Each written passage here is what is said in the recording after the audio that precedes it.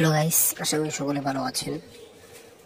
তো স্বপন চৌধুরী একটি ভিডিও দেখেছিলাম, আমি হয়তো এটা আপনাদের কাছে শেয়ার করেছি। ডিসেম্বর মাসে শাকিব রাফির যেটি তৃতীয় ছবি আসতে চলেছে এমনটা নিউজ করেছিল।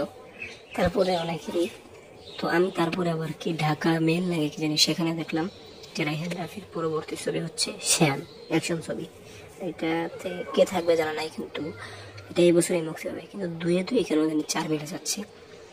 এবং এই যে গতকাল বলছে যে এই বছরের শেষে বড় একটি মুভি নিয়ে আসছি ইচ্ছারা।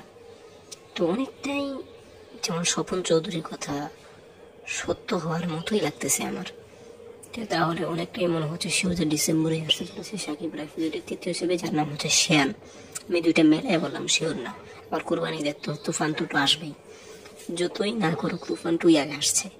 ওরা ফালতু রিউমান্নে কাজ করে নাকি এর আরিয়ান কি জানি, মিজানুর রহমান আরিয়ান, সঞ্জয় সমাদ্দার কেউ থাকছে না, ঠিক আছে, আয়ান থাকছে।